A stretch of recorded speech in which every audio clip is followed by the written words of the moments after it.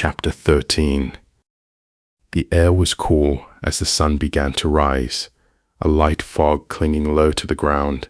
Ryu looked toward Mother's tent and saw her beginning to stir. Time to get going, Ryu thought.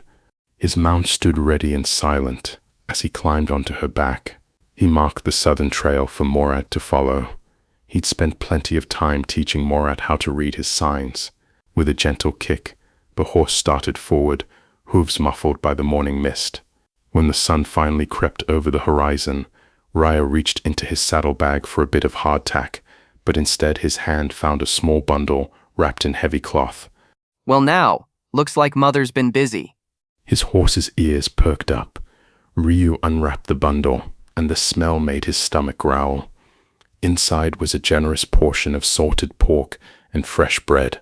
I fear she thinks I'm too thin, he said. The horse whinnied, almost laughing. Oh really? And how did she manage to slip this into the saddle without you noticing?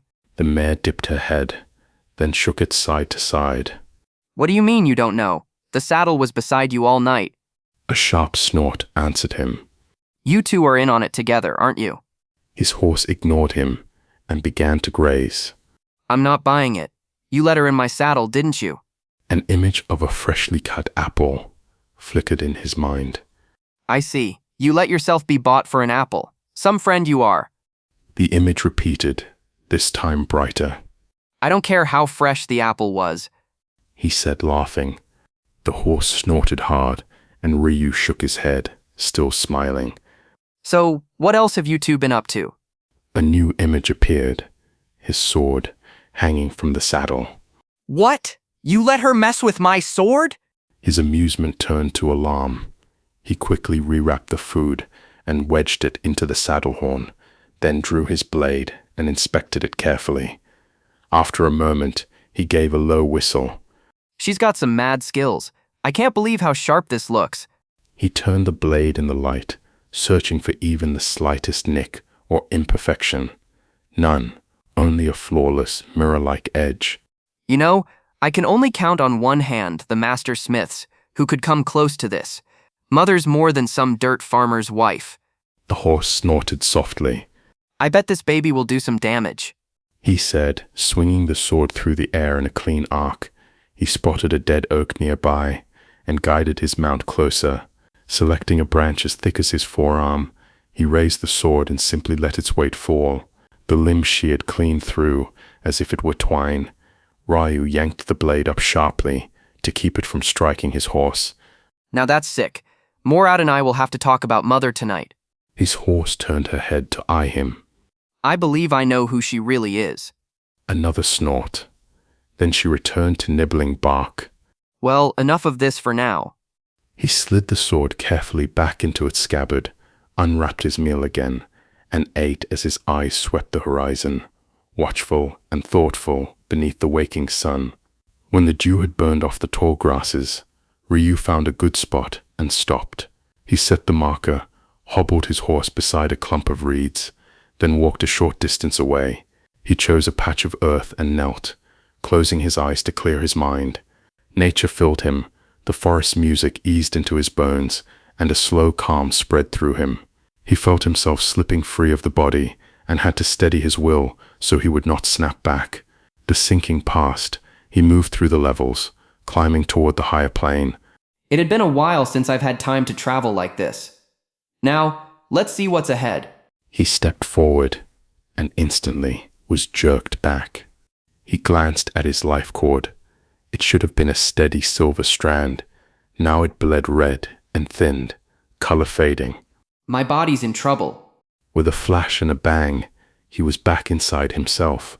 Pain split his head as if his skull had been cleaved. His mouth tasted of dirt. The rest of his body felt. He felt nothing, as if his body was nothing more than weight attached to his head.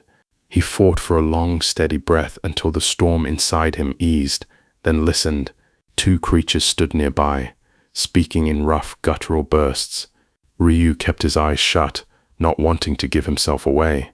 Their language was like hobgoblin but rawer. He strained to pick out words. He the one. No, he not Rogna. What we do with that one? Me no meal. We eat him. No like human. Gnomes better taste like chicken. He have no meat. Me no care. Me hungry. Hungry. He still live. No like dead meat. No, still alive. Only snap neck. Well, at least I know what's wrong with me. Ryu lingered in thought for only a heartbeat. Then the noise hit. Wet, violent, repulsive. The slow rip of meat separating, followed by the grinding collapse of bone. His bone. The vile creatures squatted around him, gorging themselves, gnawing through him with a grotesque hunger, consuming his body, the way starved beasts would devour something warm, seasoned, and handed to them on a plate. May you choke on my bones. Do you have any regrets? Ryu couldn't tell if it was spoken aloud, or if it echoed from somewhere inside his dying mind. Still, he answered, Regrets? Only one. That I didn't get to use my sword on these sons of bitches. The voice simply laughed as everything went dark. Thank you for listening to Chapter 13. Since this chapter is on the far smaller size, we'll be releasing Chapter 14 as well. I really hope you are enjoying the story so far. You can let me know in the comments. Also, if you could hit the like and subscribe as well, would be awesome. And finally, if you buy the chapter as well, to support the ongoing cost of the project. Thank you. See you in the next chapter.